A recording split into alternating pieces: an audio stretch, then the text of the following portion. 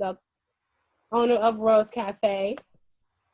I talked a little bit of the mission about Rose Café. One of the things we were trying to do is bring some literacy into the neighborhood. Rose Café will be located on the south side of Chicago, which is one of the less privileged neighborhoods. And one of the things we wanted to do is add some resources, which was reading.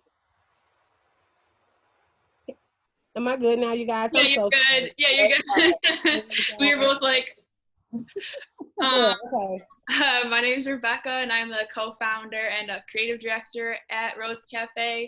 And before we get started, we just wanted to thank you so much because we know how busy you are and that you've been talking to like famous people, and just the fact that you took your time to talk with us just means so much because we really, really loved your book, and we're so excited to talk to you. Thank you so much. It's been a wild year, but my publicist knows, like from the very beginning, which I'm sure we're going to talk about a lot more. Publishing is a wonderful process, and I love my team. But I think, like Isha was saying, like you have to do twice as much work as a Black author to make sure that you're getting your work into the hands of the people who you wrote it for. And so I'm so thankful for these opportunities, and so excited to chat. And you guys have really cute T-shirts too. I'm kind of peeking. Thank you. So cute. I like it. So we kind of wanted to talk, the first question wanted to be about the title. Yes, ma'am. So the book is called Such a Fun Age. In the book, we talked about different ages. We talked about the toddlers. You wrote fantastic about how they partied together when they came to have play dates. Yep. You made it seem so exciting, like, oh my God, being a kid is amazing. Then you talked about being 26 and Black. We talked a lot about like her ups and downs and things like that. Then you talked about being an older woman and being white. Each of those stages we felt had some good things about it, but we couldn't figure out like which stage was such a fun age, because when we talk about it, it's like, I can go back to being a toddler. Right. I'm 34. I can go back to being 26. I cannot wait to be 40 and like have that friendship that Alex and him had. Oh yeah. So we kind of want you to talk a little bit about, were you being specific about anything with the title? So I think that's a great question, and I feel like I was being the opposite. I think I was being very vague with the title. So first, I was a nanny for 6 years, and this is definitely not a novel written about me. I love writing about other people. I think they're much more interesting, but that phrase, such a fun age, was something that I heard all the time. It was something whenever I was at a playground or a play date and you meet like another stranger, they would say, oh, how old is she? Oh, 14. Oh, that's such a fun age. Yeah. And it was just kind of like asking someone about the weather almost. It was such a trite thing to say in between strangers. And so I liked that it immediately put you in that kid zone, but also it was something that like you say to someone who you don't know very well. Mm-hmm. And Alex and Amira, you know, their relationship is iffy if they really know each other and what knowing each other means in terms of only, you know, being there for an amount of money every day. Alex gets those boundaries a little messy. But I love, you know, playing with the 3-year-old and the 25-year-old and 33-year-old. And I think especially Amira feels like I should be having so much fun right now than I am. Yeah, I get it. And like, I remember, you know, one thing that I do have in common with her is I did not have healthcare when I was a nanny too. And I just felt so like there's something that I did wrong. Like I did messed up, but really like, you know, Amira doesn't look and say, you know, Shawnee's dad got her this internship. Josefa's parents are paying for her to go to school. Like she doesn't have these opportunities. And so she feels like her age, like she should be farther along than she is. But even bigger, I know this is wild, but to go out even more, I wanted to comment on the age that they're living in, which is 2015. And that is in an Obama presidency, like right at the end of it. And it's also when Black Lives Matter was really making themselves known in response to police brutality. And I think that a lot of us often have the impulse to kind of romanticize where we're at. And we say like, oh, things used to be so much better. But there was struggles then too. And it's so funny because people, you know, will read the book and say, this is so timely. And I completely understand. I think the cell phone makes it really timely. At the same time, the story between a white woman and a Black caretaker is such an old story and goes all the way back to slavery. And so I think I was doing a lot of things with age and showing even for the toddler, she's kind of a panicky toddler. No one's having too much fun in this novel all the time. Yeah. It's interesting that you bring up the cell phone, because that's another one of the questions we wanted to ask you about, just the idea of the cell phone and how it has been revealing so many things that are going on, the videos that are going viral, different instances of things in our country, and just what your view is on that, if you think that it is helpful or if it's harmful in race relations. Oh my Lord, I have so much to say. There's so many different layers of it. So on one end, it's wonderful and also heartbreaking that people have this tool to protect themselves, because a lot of the time Black people are not believed, and that's all they have showing that they were in the right. And so I love that you have something to protect yourself, and sometimes they need that. On the other hand, I do think that something is happening with these videos of racial violence, and that when it's a Karen video, it's like what I like to call cartoon racism, which is someone like screaming the N-word or like cutting someone off or doing something really, really big, and they're obviously in the wrong. And so I feel like when that happens, it's very easy for white people to say, oh my gosh, I would never do that. So I'm different. I'm okay. We're good. And that also, highlights the fact that some of the most insidious and catastrophic damage that can be done to Black communities can't be caught on a cell phone. Like, you can't videotape a doctor like not believing a Black woman when she's in pain, or you can't videotape someone like denying a housing contract because of someone's last name. There are so many other layers that aren't capturable. And so on one end, I pulled out my cell phone when I feel nervous sometimes, and I'm glad that that's there. But I would hate for people to think that racism is so individual, it's so systemic, and that a camera unfortunately can't capture the worst parts of a racist incident. Yeah. And it's interesting because when you said such a fun age, meaning this period of time, I feel like the racism that is caught on the camera is nothing that is new, and people have always known existed. So when you try to talk about microaggressions or systemic racism, people always point to these videos as, like, that's not me. Right. It's so easy to do that. Yeah. And another thing that's happening with those videos too is you often have, it's especially Black women who are handling these situations like a champ, and they're just like saying, nope, I got time today. I'm going to you're going to learn, right? And it's just like this amazing scene. That would not be me. Like, that's who I am. I always think of the perfect thing to say 20 minutes after. And I just don't like the standard that Black women have to be ready to fight all the time, when I'm very awkward when there's a big situation happening and I don't know how to handle that. And so I think it's kind of like a comeuppance video where you're excited and rooting for someone, but I don't like the standard of requiring Black women to just be on their game and ready to deliver a perfect line, probably because I can't do that all the time. So, yeah. Since we're kind of talking a little bit about race and how we have the Black person, the Black woman who read the book, and then we have the white woman who read the book. Me and my friends came up with a whole different theme of the book versus when I talked to Rebecca, our conversation is super different. Right. And it kind of made me want to know the message that you wanted to get out. Was it a different message that you wanted for a Black woman to have versus that you wanted a white woman to have? Or was it one thing that you wanted all of women to have? That's a great question. So this is not a cop-out when I say this. I feel the books that have really spoken to me and make me think the most are the ones that don't tell me what to think. They just leave me with a lot of uncomfortable questions.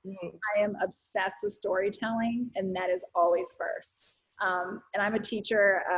Hopefully I'm applying for another job teaching here in Philadelphia, but I used to teach at Iowa for undergrads, and I teach this lesson about writing stories. I stole this from someone, and I don't remember who I stole it from, but it's very good. So I find a story is like a triangle, and the bottom layer is all of your characters. You always start with people, and the middle layer is conflict, and the little triangle at the top is symbolism. Okay. And that's how you start, because if you turn it over and do symbolism first, it'll fall over. It's just not going to work. And I truly believe that if you go into a story saying, I'm going to make a story about how racism is wrong, it's not going to work, because racism exists. So it's like, okay, what are you saying? You have to have people to bring your whole story together. I'm obsessed with page turners. I like my first thing always is for someone to just be like, oh my God, I can't finish. Like, I need to do one more chapter. That said, I'm not interested in anything that isn't commenting on the world that we live in. And so I would love for people to think after reading this, like, hey, where's Peter in this? Like, he's not really like doing any of this childcare, or like, you know, what would Amira's life look like if she had health insurance and like was treated with respect in her job? And so I don't think that there was a message I was trying to give white versus Black, but I will be really honest and say it was really important for me that Black women feel seen in this book, because I have read so many novels where I just feel like the Black characters are off. And I really wanted to show how Black characters in private are having fun and dancing and doing their thing. Yeah. Also can be very calculated and get that job promotion and know how to do things, and like just all of those different personality traits that are all within one person. I feel like Black characters are often used as like this model minority perfect person in novels, and I didn't want to do that. Like when Amira gets a bunch of money, she should probably say that, but she's like, I'm gonna buy a leather jacket. And like we've all done that. And so I think that while the message was the same, I think that Black women were at the forefront for me of really feeling like, okay, these are my friends, this is my life, that's what I do. Yeah. Okay, thank you. I hope that makes sense. Yeah. So talking about friendship, that's interesting that me and Silverman had a conversation about friendship earlier.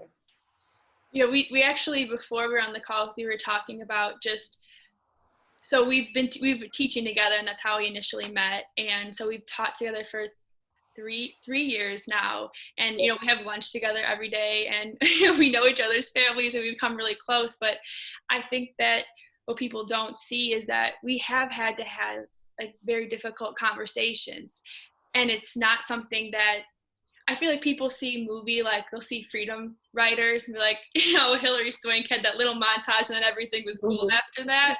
Like it's something that we have to work on all the time. Like we have difficult conversations even now, 3 years later, and we still learn things about each other. And I think that, I don't know, maybe people don't understand how complex it is.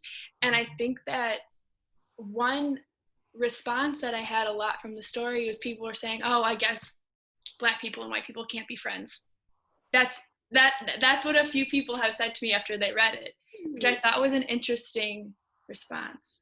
That is a wild response to me. That's super interesting. And your lead-in is perfect too, in that, I mean, all I can do is speak from my own experiences. And I feel like the friendships that I've had, that we've gone through those difficult conversations and made it out the other side, like those are the ones that are the strongest now, because you've like tested them and you still want to be friends after that time. I think that's so funny. And I think it's a bit of a reading cop out a little bit, you know, because I like that word cop out that you use.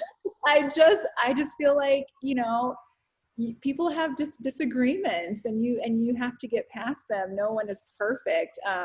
But I think that what people need to realize too in this is, you know, the friendships that each woman has, those mean a lot to me. But the biggest relationship that I wanted to explore was this transactional relationship. Mm-hmm. And the fact that white women still are in this position of power and Black women are still mostly domestic care workers, that is the relationship that you can say, you know, guess they can't be friends. Okay, well, people need to make a living, so this needs to be figured out in some way. And so I think that, you know, I don't really think white and Black people can be friends. I know. I was like, I don't think that's what she's trying to say. But I think that, you know, these relationships are so complicated, and that's my favorite thing to try and explore in my writing. And I wonder if you could talk more about, you know, when you say the relationship between Alex and Amira, or Alex and Amira, is that how you pronounce it? You can say Alex, we know her. Just the idea of like white wokeness, like performative wokeness, how she was just so obsessed with Amira thinking that she was woke or like super progressive, like, oh, I buy my shoes at Payless, so we're the same. R.I.P. Payless. I used to go there and I kind of miss it. But anyway, okay, so I think that it starts out fairly innocuous in that, you know, everyone's like, Alex is crazy, blah, blah, blah. I'm like, okay, everyone has stalked someone in their lifetime. Everyone has had like a little friend crush on someone. That's how it starts out. And it's already inappropriate because this is your employee and you should not be, you know, going through her personal items. That being said, you know, I think there's a world where they could have been an okay, you know, partner in raising this child. But what happens is, you know, she becomes obsessed with feeling good in the eyes of her babysitter. And like, if this person thinks I'm okay, then that must mean I'm okay. And I never had a situation like this, but I was a receptionist for a really long time. And I remember feeling those feelings of my coworkers really wanting me to like them. Mm-hmm. And it's overwhelming. And I remember whenever, you know, a client would come in and whenever my coworkers would introduce me, they would say, oh, this is Kiley. She's the queen of the castle. She runs this place. She's the boss. I was like, I'm not the boss of anything. Why are you doing this? Like, I just saw them very superficially trying to level the playing field and pretend like we were all on the same level when I wasn't making a lot of money, when I had to do more hours than everybody else, when I was the only one in the office who was hourly. I think that people in power try and pretend like, oh no, we're the same, until you cross that line and then I need to put you in your place. And so I think that that's definitely what Alex falls victim to. But I also think that Alex, in her very feminist platform, does a version of feminism that I don't think is helpful. I believe, as a feminist, I believe that feminism should start at the bottom and work its way up. Because like, if the women at the bottom aren't, you know, surviving, there's no, like, who cares about the people at the top? But I think that what happens is the way that feminism works for a lot of, you know, white lady boss people at the top, where they're like, oh, well, let me grab all of my like friends from Berkeley and I'm just going to take us even higher. And that's what we're going to do. And I just don't see that really helping someone like Amira who truly needs it. And so Alex, you know, has this feminist brand where she's trying to bring women up, but I don't think that she realizes that she's also promoting this spirit that says, hey girls, like, you too can have it all. All you have to do is exploit the labor of Black women in your life, and then you can have it all. I don't think that she realized she's saying that. And so my favorite kind of characters are characters who realize that they're in a position of power and they kind of don't know what to do with it. And Alex is definitely one of those characters. And I thought that was interesting that you said that, because it makes you think that this book could have had a lot of endings. We could have did Amira a couple different ways. We could have did Alex different too, their relationship. Yeah. I kind of want to know, was there another way you wanted to end it? And if it was, why did you choose this way? Okay, insider baseball. There were 3 ways that I did end it because these are so hard. And I think I turned in a very different ending, and my agent and I went back and forth. There's so much community effort when the book gets to that level. The goals at the end of the book were to give closure to Amira and the reader, but also to honor the truth of how Black women operate in a working world. And so Black women make lower than any other demographic. And I, you know, it's no spoiler that, you know, Amira wasn't going to win the lottery or live in a house that Alex lives in or have the healthcare that she lives in. And so I wanted to give Amira a win that was realistic for the hard times that we're living in right now. That was really important. I also, you know, this is something that means something to me. I think we were talking about it a little bit before. I've had readers say to me, I wanted Amira to do this, and I wanted her to do this, and I wanted her to say this. Yeah. Sometimes I think when you have one shot, someone told me once a long time ago, whenever you're quitting a job, don't be like, and you did this, and then you did this, and then you did this. Just pick one thing. Just pick one thing that you want to be like, this is the reason I'm leaving. And so I wanted Amira to be truthful to who she is, which is not like the best communicator all the time, but very direct. And I wanted her to just pick one thing and be like, yo, you gotta like love your little girl right there because she's all you got. That was good. And so, you know, it's not this amazing moment where she says everything that Alex deserves, but I felt like she had one shot and I just wanted to give her one thing. So yeah, those were a few of the things going into the ending for sure. And with the ending too, I feel like I've gotten so many texts from my friends saying that I have to ask you why they didn't end up together in the end. Like, please ask. I mean, okay, so here's the thing though too. I feel the same way about Kelly as I feel about Alex, in that it could have gone very different for them. There could have been a world where they hit each other in the right spot. I think that Amira definitely sees herself as a bit of a before photo. She's like, I'm not where I want to be yet. That's why I don't have an Instagram. Like, that's why I don't want everyone seeing me. But like, I'll figure it out.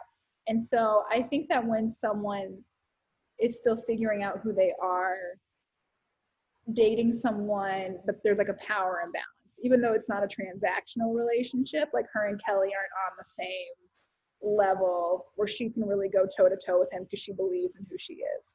And so he also, you know, he needs to listen a little bit more sometimes. Sometimes Kelly really nails it and sometimes he really messes up. And so, I mean, I think I have hope for them in the future. If there will not be a sequel. I got to move on from this in the future. But if there was, I could see them running into each other and remembering that they really liked each other. So yeah, That's good to hear. I like that. That was Okay. a really good they're to each other. You don't want them together. You should.